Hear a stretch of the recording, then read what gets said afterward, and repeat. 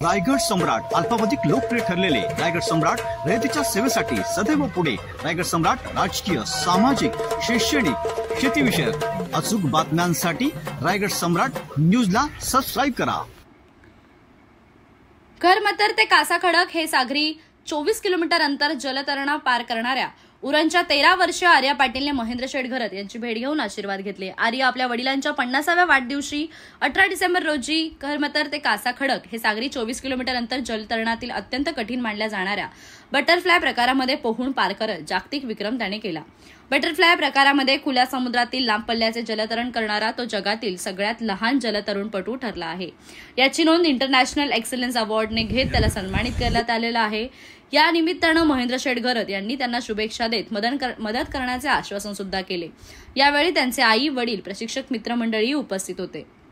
आर्या पाटील यांनी 24 किलोमीटर अंतर ते कासाखडक 5 तास 40 मिनिटांमध्ये बटरफ्लाय स्ट्रोक मध्ये केलं। कारण जेवढे आपल्याकडे आता स्पर्धक असतात जे अनेक इथून सुरुवात करतात आधी इंग्लिश खाडीपर्यंत पोहोचतात, त्याच्यामध्ये सरळ मार्गाने पोहोच असतात किंवा फ्री स्टाईल मध्ये, त्यामध्ये रेस्ट असते। बटरफ्लाय मध्ये रेस्ट नाही आहे, त्याच्यामध्ये सारखा त्याला खालीवर पाण्यातच असतो। श्वास अनेक टाइम रोखण्याचा प्रकार आहे आणि याला फार एफर्ट्स लागतात। हा एक पहिला खऱ्या अर्थानं याला जागतिक प्रसिद्धी मिळायला पाहिजे आणि एक कॅपॅसिटी जर आपण पाहिली 5 तास 40 मिनिटं करणं बटरफ्लाय म्हणजे फार त्याच्यामध्ये स्टॅमिना असतो आणि अतिशय ताकदीचा खेळाडू आहे। आई वडिलांची मेहनत, त्यांच्या कोचची मेहनत आणि निश्चितपणे उरणचा एक आपला रायगड जिल्ह्याचा सुपुत्र यांनी ते केले, त्याच्याबद्दल आर्यनबद्दल निश्चितपणे अभिमान आहे आपल्याला।